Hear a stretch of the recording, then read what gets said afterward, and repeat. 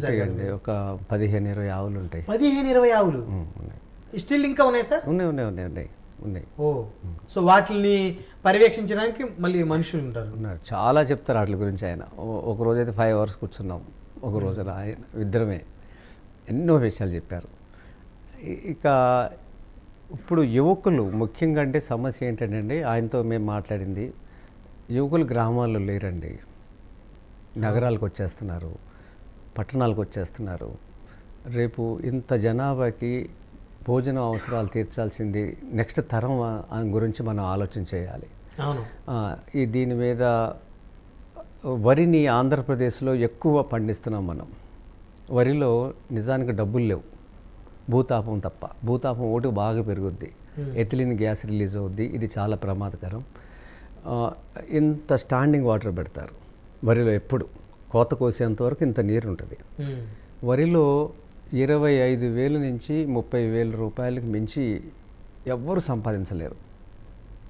ఒక ఎకరంలో 4,840 గజాలులో ఎకరంలో 25,000 నుంచి 30,000 ఒక్క పైసా సంపాదించలేరు. అంటే ఇది 6 నెలలు పంట అనుకోండి. అవును. 6 నెలలు అంటే ఎకరానికి నెలకి లెక్క చూసుకుంటే ఎంత వస్తుంది మనకి? 5,000.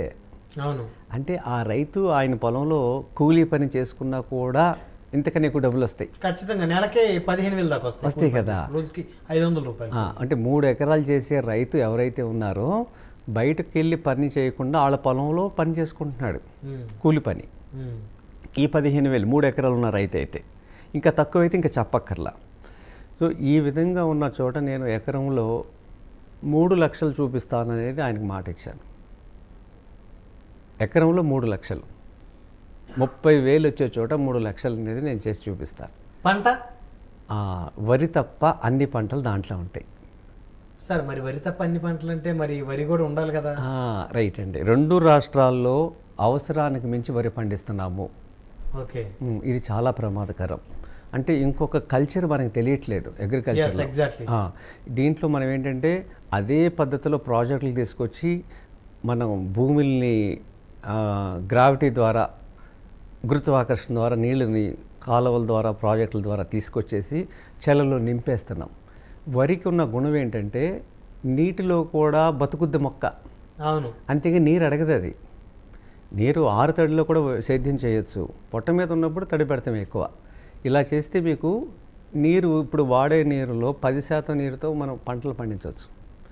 అంత ప్రాజెక్టులు కట్టి, ఇంత లిఫ్ట్ ఇరిగేషన్లు పెట్టి, ఇన్ని రకరకాలుగా మనం నీటిని వాడతా తీరా చూస్తే 30,000.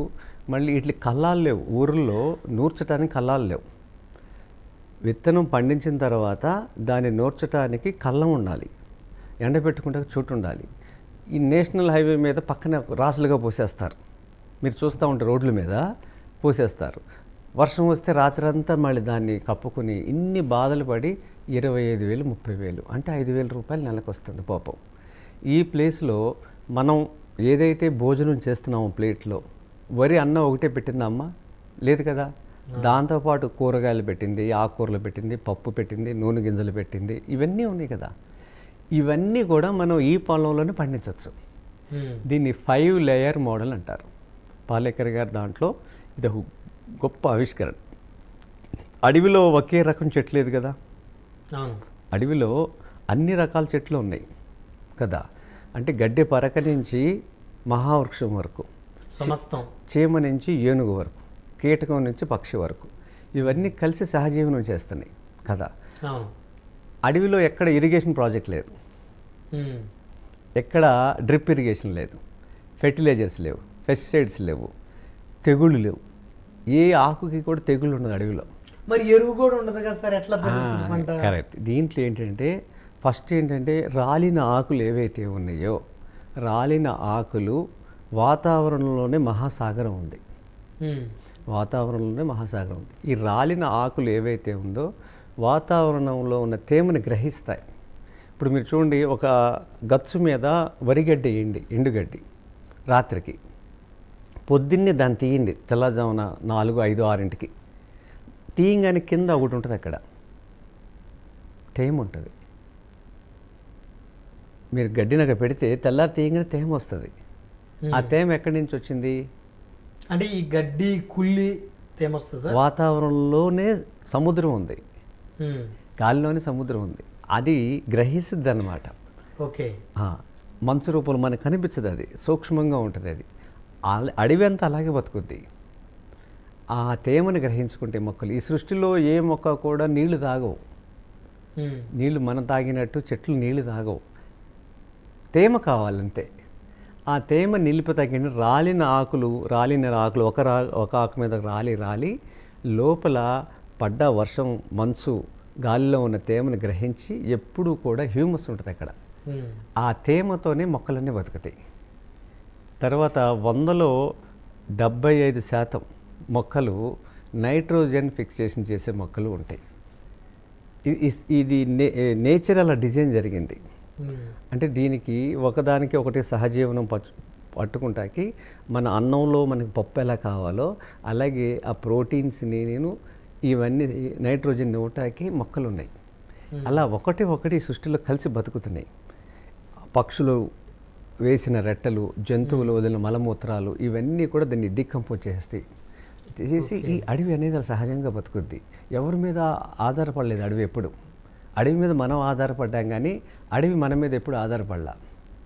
కానీ రామ్ గారు, మనం గ్రామాల్లో పండించేటువంటి పంటలు, ఈవెన్ కూరగాయలు తీసుకున్నా కూడా వెజిటేబుల్స్, ముందు రోజు అంటే మార్కెట్కి వచ్చే ముందు రోజు కూరగాయలు రైతు కోసే ముందు గంట ముందు కూడా వాటికి షైనింగ్ రావాలని చెప్పేసి పెస్టిసైడ్స్ యూజ్ చేస్తారు. ఇక్కడ మాది కూడా గ్రామీణ ప్రాంతం, నాకు చాలా అవగాహన ఉంది వ్యవసాయం మీద. అయితే మరి ఎందుకు ఈ పెస్టిసైడ్స్ యూజ్ చేయకపోతే పంట పండదా? ఇదంతా కూడా అంటే గ్రీన్ రెవల్యూషన్ ఎప్పుడైతే మనకు పరిచయం చేశారో ఎంఎస్ స్వామినాథన్, ఇదేంటంటే అప్పుడు దేశాన్ని ఎవరైతే పరిపాలిస్తున్నారో వాళ్ళని ఒక భయాన్ని కలిగించి ఆహార భద్రత అనే ఒక మాటని తీసుకొచ్చారు. దేశ జనాభా పెరుగుతున్నారు, స్వతంత్రం వచ్చింది, ఇప్పుడు మనకి కావాల్సింది ఆహార భద్రత. ఆహార భద్రత అంటే విష రసాయనాలతో ఇబ్బడిముబ్బడిగా పండించేసేసి ఆకలిగా ఉన్నవాడిని ఆకలి తీర్చడం కాదు ఆహార భద్రత అంటే. స్వయం ఆధారితంగా స్వయం పోషకాలతో పంటలు పండించి విషం లేని ఆహారాన్ని ఇవ్వటం అనేది ఆహార భద్రత, అంతే కదండి. ఇలా మనల్ని ఒక దేశాన్ని ఆ రోజుల్లో పరిపాలించిన వాళ్ళు ఎవరైతే ఉన్నారో నాయకులు, మన భారతీయ సంస్కృతి మీద, వ్యవసాయం మీద ఏమాత్రం అవగాహన లేని వాళ్ళు పరిపాలించారు.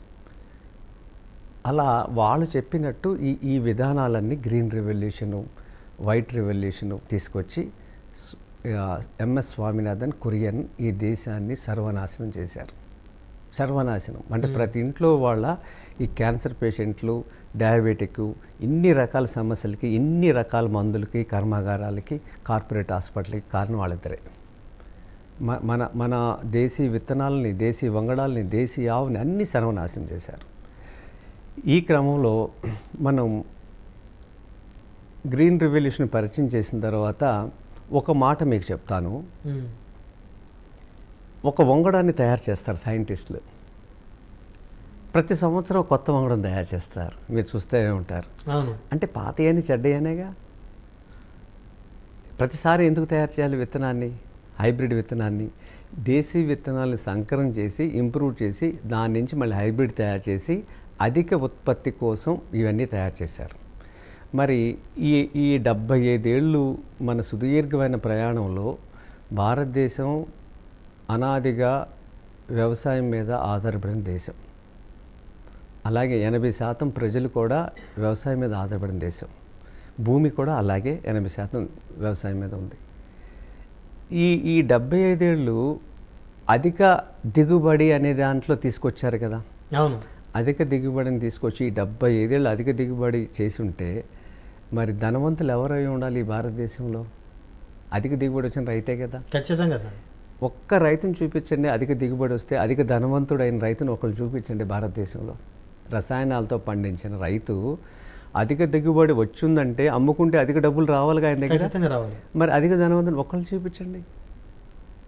ఇది ముమ్మాటికి అబద్ధం, మోసం, దగ అనేది మీకు అర్థమవుతుంది కదా.